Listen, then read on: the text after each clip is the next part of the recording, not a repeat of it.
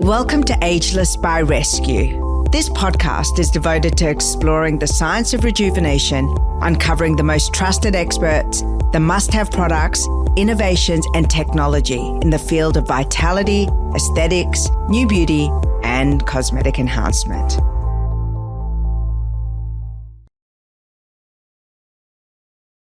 Well, I am so excited to have Dr. Dain Heer on the show. You've previously written for some articles on Rescu, and your work with Access Consciousness is really intriguing and wonderful. We're going to deep dive into that. But today, I have asked you to be the spokesperson for an elusive subject that I think a lot of our listeners, both men and women, will be curious about, and that is the male midlife crisis. Oh, the joy. Well, I know you've had one, so I feel like Yep. so I feel you're uniquely qualified to have this conversation with me.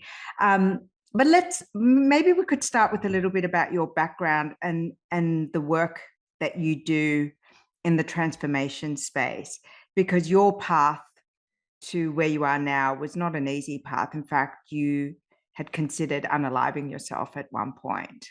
Yes. I like your term for that, unaliving yourself. And what's funny is I wanted to unalive myself because my living was so unalive already. I thought, okay, this can only get easier from here.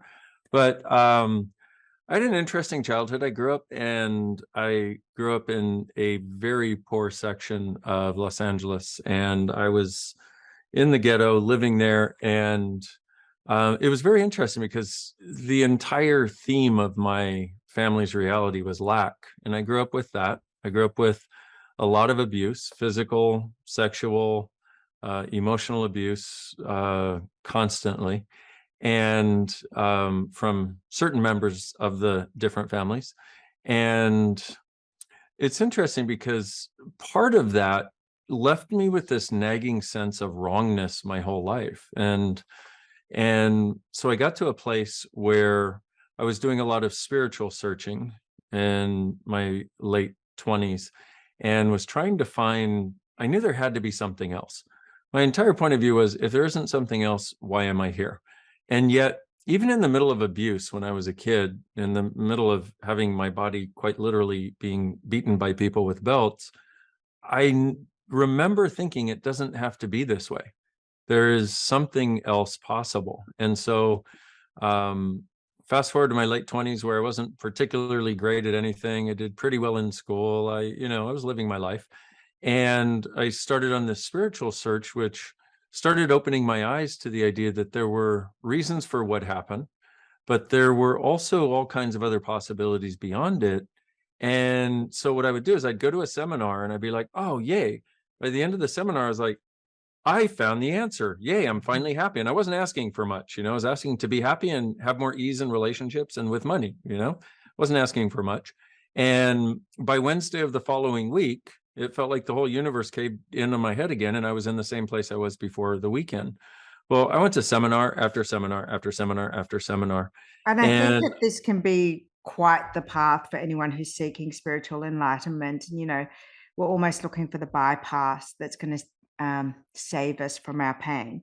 So we'll grab onto any concept, any quote, any guru that could potentially help us bypass this extreme discomfort. Would you agree? Well, I would. And within that, there's a truth with a lie attached, in that those of us that are seekers, and not everybody is, that if you tell your latest discovery to somebody who shuts you down for it, they're not a seeker, they're not interested, you're now crazy. But for those of us that are seekers, we do this because we know there is something else possible. That's the truth. The lie that gets attached to that is it comes in the answer of someone outside of us. Yes, I totally agree. I think that's that part of it, that nuance is the most important thing to kind of remember in the back of your head. Truly. And the one thing that will stick us the most, you see, it's one thing, what's true always makes you lighter. This is a great tool to use anywhere in your life. What's true for you will always make you lighter. What's alive for you will always make you heavier. And so if it makes you lighter, it's true. that makes you heavier, it's a lie. But what confuses us is when we have something that's true, there is something else possible, but then we attach the lie to it. Oh, it comes from this source outside of me. And so that's where I was. And I was looking for anything outside of me, except at the same time, I was also willing to do the work. It wasn't like I was going there and saying, hey, fix me. I was going, hey, what do you have that will fix me? Slightly different, So you because were willing to participate in the, the navigation, the healing, the up leveling. yeah, I was willing to participate. But what I found was what I was doing, what the tools I was being given didn't work in the trenches of life. They worked great when you were around a bunch of people who were also having a similar experience and what you were exploring. They were wonderful. And it was like, yay. But that's not where we live. We live in the middle of our lives where we have jobs, we have careers, we have kids, we have the stuff. And so I got to a point where, and it literally was on a Wednesday after going to yet another weekend workshop where I thought I had found the answer, and the universe caved in on my head, and I felt so insecure, so pathetic, like I can't even do this right. I can't do anything right. I was a chiropractor. I had my second practice. I was in this relationship everybody outside of me said was perfect for me, and I just couldn't make any of it work well enough. And I said, universe, you got 6 months. Either my life changes or I'm out of here. And had I known, I would have said, I'll be unaliving myself in 6 months. Okay. And so I planned a date to end my life. And I thought, you ever do this thing where you're going along, kind of playing your role, whatever, doing the best that you can. And then there's a certain point which you've just friggin' had enough. And that's what I had. And I thought in making that demand, I thought I was going to get out, because I was like, hey, universe, I did my part. You have not fulfilled on the bargain. And within that, I was like, and I don't think you ever will. So F you, bye-bye. And a week later, I come across this ad for something called Access Consciousness. And it said, access, all of life comes to me with ease and joy and glory. Call Shannon. And I was like, kill Shannon. You know how when you're in certain times of life, that which will most contribute to you, you resist the most? Yeah. Well, that was me. And so I ended up calling her, though, because I hated it so much. And I learned that if you love it or hate it, there's something in it for you. I ended up calling her, and she was like talking to a happy marshmallow. And I just talking to her, I was like, oh, I already feel better. This is great. So I went and I had a session. I walked into the session depressed and suicidal, ready to end my life and planning on ending my life. Can I ask you how old you were at this point? Yeah, I was 30. Okay. And that better not be my midlife, darn it. I figured I shouldn't even be talking about midlife crisis until I'm like 100 or 200, I got a lot of stuff to do. You are on the right show. Right? I'm like, midlife crisis, I'm barely a teenager. Hello. So I had a session, and it went for about an hour and 15 minutes. And I went into it depressed and suicidal, ready to end my life. And I came out of it with an inner and outer peace and gratitude and joy for being alive. And I didn't realize it, but what I was really looking for was joy. I didn't even think to ask for that. That was so far out of my realm of what I thought I could even ask for. I just wanted to feel a bit better and have some more ease in these areas. And it was so pervasive in such a short amount of time. I was like, that's the change I always knew should be possible. This is this right here. And so I was like, if this is possible, I'm in. I want to play. Let's go. So I started doing Access Consciousness and learning the tools. And I'll tell you, that's the thing is what I said about we all know something else is possible. And yet we'll go to people who appear or pretend or something to have a bigger perspective, a bigger universe. And we'll do what they talk about. But even within that, we tend to go, wait a minute, this is still too small. But instead of looking at it and going, this is too small for me, we go, oh, I must be wrong. I can't get this right. And no, it's just nothing has been big enough to acknowledge the being that you are. And so what I do, and my desire, and what all of Access Consciousness is about, is empowering people to know that they know, to know that what you require is actually within you. And if I can ask you the right question, you will know where to go. And then it's just your choice whether you choose to go there or not. So let's fast forward into the realms of what, current society considers middle age. So, the life expectancy has certainly increased with science and medicine and evolution.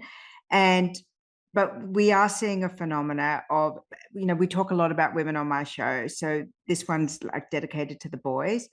um, that 40, 45, 50, that moment perhaps that you experienced in your 30s, where life catches up with you, disappointments catch up with you, a significant event triggers that questioning of who am I, where am I going, why is this all that I am? You must see a lot of people in your clinical work, but I'd love for you to share with me, I guess, from a scientific perspective, why this timing seems to be significant, and what are some of the catalysts that can trigger this moment of like, there has to be more.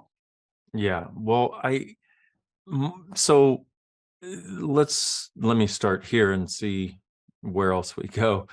But it's there's this idea that we're all sold that if you just do this and this and this, and you do it right, and you do it better than anybody else, then you'll be successful.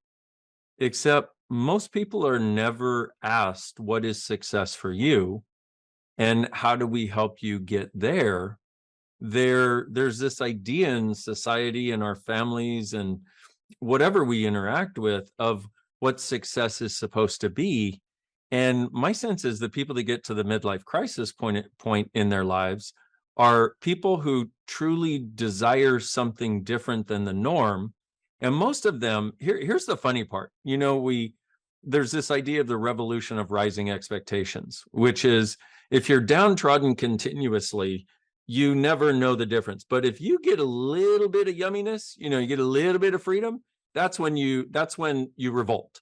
And my sense is what happens is the people that are going through this, they get almost or all of everything that they were told would make them happy and successful. And they Yeah. wake up one day and go, is this all there is? Are you kidding me? And like, what, this does not fulfill, and it's only, and what is sad and ironic and also a little funny, if you're willing to have a sense of humor about it, is they never looked at that for 50 years. They just bought the lie. They bought the story. If you Mm. just do this and this and this and do it well, you're going to be successful. And what they don't realize is they've never asked, we talk about what success is, but for most people, and most people don't realize it. So I'm going to say this, and a lot of people will get it, a lot of people won't. But for most people, success is being happy That's what I in was what they about to have. say. So just to pick up on a word that you said about what you were seeking, and when you had that session with Access Consciousness for the first time, the feeling was joy. And I guess with, part of the negative side of the midlife crisis that everyone talks about is this, running headways towards dopamine. So, you see the affair, you see, someone like completely change the way that they look, the people that they hang out with, their behavior and patterns. But really, I think what you're saying is that it's a running towards joy and away from the confines and the Kool-Aid that you've been drinking for the 45, 50 years, and suddenly you have a little inkling that there could be more, and you want to go head way into it. Yeah. And and the other part of that that goes right along with that is people want to finally make a choice for themselves. Ah. If you look at the affair, for example, it's like, you have somebody who's been married for 15, 20, 30 years, and their entire life has been us. And when you're in a relationship like that, every choice you make, down to the mixer you put in your drink or the food you eat, So true. involves your relationship somehow. Like every friggin' choice. And it's and it and so people haven't, unfortunately, we've been so poorly educated on our capacities for choice and how to actually create and actualize what we would like, let alone get in touch with what that is. So what most people do is they do basically a teenage reaction. Sorry, I've got my white peacock out there. I have a white Of course peacock you who do. has adopted me in my backyard. And he always comes up when I'm on Zooms. He's like, how you doing? I named him Zazzle. He's beautiful. You should see him. He's one of the things that brings me joy currently. Let's put it that way. But what a lot of people do is they have that teenage reaction of, you're not the boss of me. I'm going to go over here. And for a, if you look at, if we're talking about men here, for a man, what so often goes on, what so often is behind this is they go off with a younger woman or any woman that's a different woman. It's like getting away from their mom, getting away from the thing that has turned into the source of everything that's wrong with them and everything they cannot be. And here's the thing, this has very little grounding in reality. In other words, yeah, you could see where a husband and wife, one might be controlling of the other and the other one resents it, etc. But what this is going on in the man's mind, whether he knows it or not. He sees somebody, and the funny part is, if he would realize that he had the same thing with his wife when they first met, but the way we create relationship here is by building walls of judgment that separate us. Unfortunately, that's a whole other topic we could get into. But he looks and he sees somebody, finds her attractive. He actually finds somebody attractive. Whoa, wait a minute. Hey, where'd you come from? Okay. That's number one, which, and if you're not watching the video, I hope you understood what I just looked at. Okay. And so that comes alive. So he feels alive. And also, you know how when you meet somebody new, number one, it's new. And so it's exciting, but also you don't have a relationship with them. So you don't have to be all the things that you're judging yourself for not being well enough in your current relationship. And when two people see each other, meet each other for the first time, it's like, you talk about going for the dopamine. Whoo, baby, there's a lot of dopamine going on. But also it's like, it's such, and here's the thing that I think, if people could get this, one of the most seductive things in the world is when somebody sees you with no judgment. Yes. And that's what they're looking for, is to get out of the judgment that, and here's the other part, is they're looking to get out of the judgment that they believe or are projecting that their wife or their partner has of them.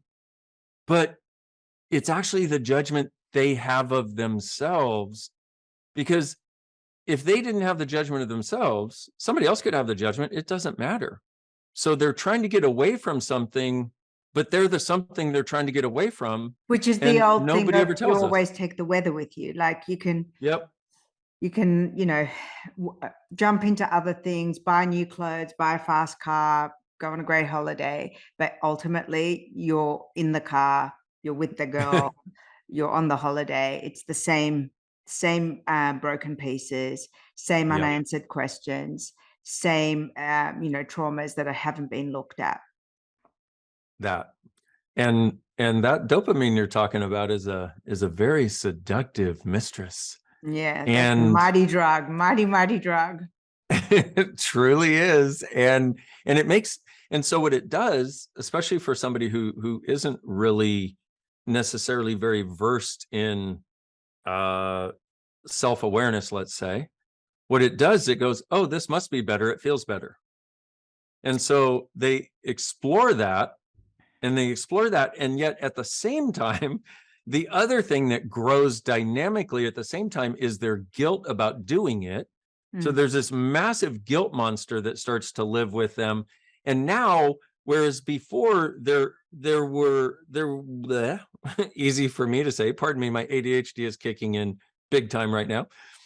Now, whereas they would have had they start creating even more separation in their relationship, is what starts to happen as a function of the guilt. And also they have the idea that if I connect with my partner, they're going to find out what I'm doing. And so here we are and this is not just about cheating on someone. Yeah. This is in anything that you choose, anything that you choose, that your partner has not been included in the way that you both have decided you should both be included in each other's choices? So that's in the context of being in a relationship. I guess the thing that I'm hearing you say is that the midlife crisis, or that epiphany of that there is more, which generally rises somewhere around midlife, um, is this invitation for change. And it's this opportunity to be seen for who you are or who you want to be. And it's that opportunity to pivot out of, the staleness, the mediocrity, the mundane that perhaps you find yourself in. And there's this, this window and this opportunity to kind of rush towards the best version of yourself. So I'm curious as to how we might be able to navigate this without blowing ourselves up, and without blowing up relationships, and without blowing up careers and families, and going to jail and starting to wear white pants with rips in them when you're like not meant to. And I've seen a lot of this. I love all the things you put together there, because all of those should be avoided if possible. Perhaps most of which the white pants with rips in them, but that's a story for another time. Correct. It is so this is really a public. So if your husband or boyfriend starts wearing white jeans with rips in them, you are in trouble. The midlife crisis cometh. You're like, well, just wait for it. That should be probably on the diagnostic manual for midlife crisis. Anyway, just a thought. So actually, how do we get there? Is, you actually said it, this is actually an opportunity to pivot if we're willing to recognize it for what it is. And for me, I'm a big fan of asking questions, because I find a question always opens up another doorway of possibilities. And so something like as simple as, what else is possible here that I've never considered? If I were truly creating my life, how would I create it? And if I didn't have to be in resistance to the people in my life to create my life, what would I choose?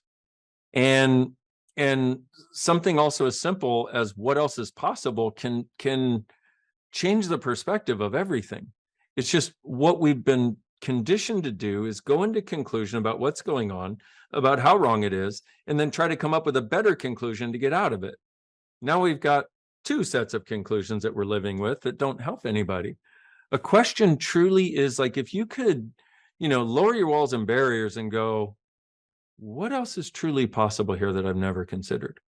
What do I know about what's possible that nobody else does? And if I choose that, are my relationships and my connections and my life going to get greater or lesser?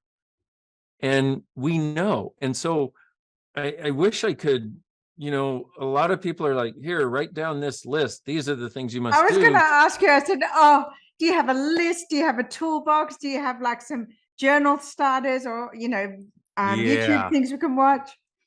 Well, we could. Oh, I got a ton of YouTube things. I've also wrote a book called Return of the Gentleman that addresses this from a totally different perspective. And it was from conversations with gentlemen and the conversations that I was able to have that are way different than most men are having right now. That's a dynamic resource. But this is the thing is we keep wanting a 10-step checklist to try to find out what's true for us, rather than be in the question. Because the only way you can do a certain amount of finding out what's true for you from sit here, write this down, or sit here and be present with this, ask these questions or whatever. But you find out what's true for you as you live your life. So I'm going to stop you there. If you find out what's true for you and you're living your life and your impulses are driving you to explode your life as it is because you're seeking, the new or the real version of yourself, it's hard to catch that dopamine train. It really is. I've seen it with gentlemen and with not so gentlemen. And you see this unraveling happening. And so while you're kind of on the field, it's really hard to think strategy.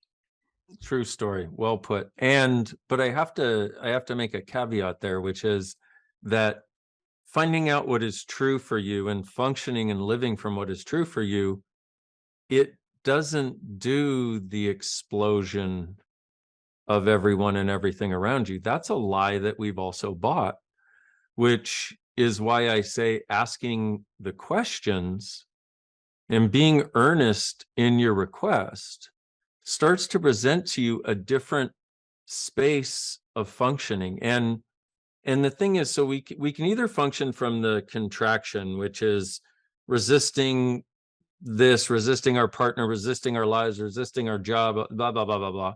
Or we can start to recognize that we chose all of this. We chose it.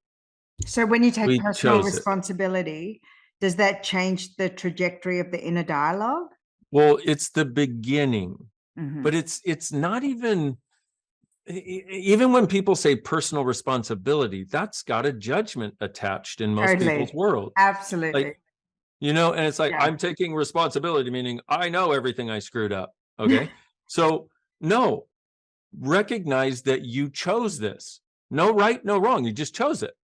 So you want to list, I'll give you a list of a few things. Okay. Write down everything in your life that is working for you right now. Okay. Then write down everything in your life that isn't working for you right now. Do you suggest we do these lists before we run off in an affair, or, Yeah, that would the probably be a white better jeans and time. the fast car? It'd probably be a better time before you spend your life savings on a fast car and an affair. Yes. And Okay. definitely before you buy those damn white jeans with holes in them. Okay. Okay. So write down everything from your point of view, everything that is working in your life. Okay. And take a moment to be grateful for each thing. You don't have to sit and, I'm grateful. You could, but just take a moment and be grateful for it. Just acknowledge it. Be like, wow, cool. I chose that. I chose that. I chose that. And acknowledge you chose all of those. Okay. Then write a list of everything that's not working in your life. And you want to look and go, okay, I chose those too, but what if I'm not wrong? What if I'm not wrong for choosing this? And then ask this question: what is right about this I'm not getting? Okay.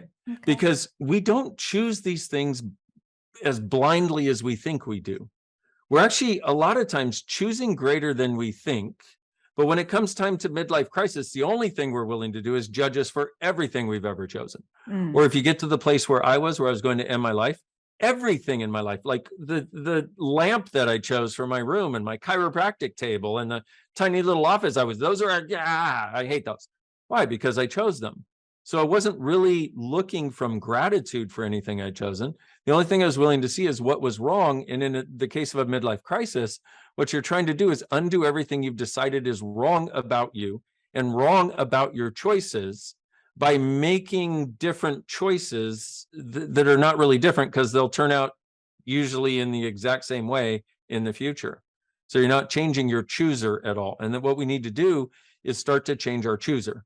And so having gratitude for these things that you've chosen, that you created, that you do like, that you're, that's working for you, having gratitude for you for having chosen and stuck with all the things that don't work, and ask what's right about this I'm not getting, and what's right about me I'm not getting.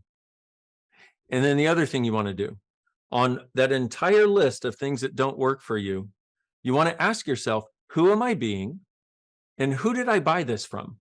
Because Oh, what a question.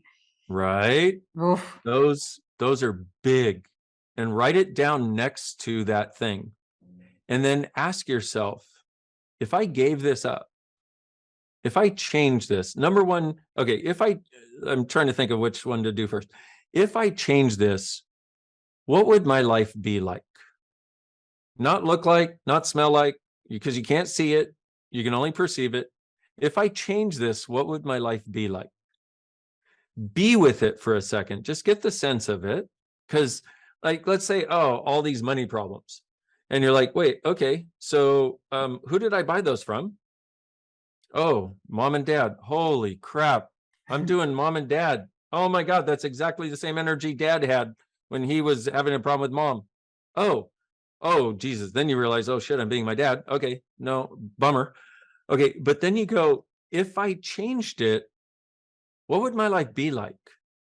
And you get a sense, just even for a moment, a nanosecond of space around money, and you realize you wouldn't know how to define that, because we're doing this primarily. The reason we create what doesn't work for us is, number one, we plagiarized other people's realities, okay, dynamically. So we've taken theirs as ours, and we're now living it, and it's not working. And remember, what's true for us always makes us lighter. So this side of what's working in our lives are actually where we chose as us, for us, and for our future. Wow, All that the is things that like are not my working, yeah, right? yeah. All the things that are not working are all the things that we plagiarize from others that we assumed would do us well because they said it would, or because that was the only choice we saw. Mm. And so by going through this, and then you go, okay, if I let this go, if I change this, what would my life be like? And be with it for a second, and then get the sense of it and go, okay, I'm asking for that. Hey, universe, consciousness, God, whatever, plant people, whatever the heck it is for you that you like acknowledge. I'm And maybe it's invoking you. everyone at this point. Everyone's in on the team. They're all coming in. Totally. Yes. Anyone and anything that will contribute, I'm in. And also, though, you have to go, look, I'm willing to change anything. Mm. I'm willing to gain anything. I'm willing to gain anyone. I'm willing to lose anything. I'm willing to lose anyone. And Oh, that's the part that sticks us. yeah. I'm willing to lose anything is challenging, but I'm willing to lose anyone we will not have. Mm. Because we will not have that, what happens is we must maintain our solid points of view that we are using to relate to another person. Whereas instead, if here's the husband and here's the wife, and so if instead we were willing to go, hey, you know what? I am willing to lose you if that creates greater for both of us. What we do in that moment, and this is so true, and we've heard it before, but we don't really believe it. In order to have everything, you need to be willing to lose everything. Yeah. We misinterpret that to mean in order to have everything, you must get rid of everything. Or blow up everything. Yeah, you got to blow it up. And that's what these people are doing to try to have something different. They're trying to blow up what is. No, we've got to be willing to let it go and let it flow and let it fly. And in people where I've had this conversation, almost 98% of them, their relationship has actually gotten greater. For the other 2%, they separated because it was never creating greater in the first place. That's the beginning of a different path through this situation. Well, I absolutely love this conversation, and I feel like it's the tip of the iceberg. In terms of, what we were talking about before is that knowing the possibilities of change, and particularly, given your background, and you explained like your really traumatic childhood, is it possible that, if that stuff has been repressed, or you've just, bounded through all of other life's complications, and then you find yourself kind of waking up to the trauma and the abuse, that is the midlife crisis an opportunity to kind of go back and clear the decks, so that, the next half or the next third or whatever life expectancy you're going to have is free from that mental loop, and that I don't know what you called it before, the script that we buy from other people.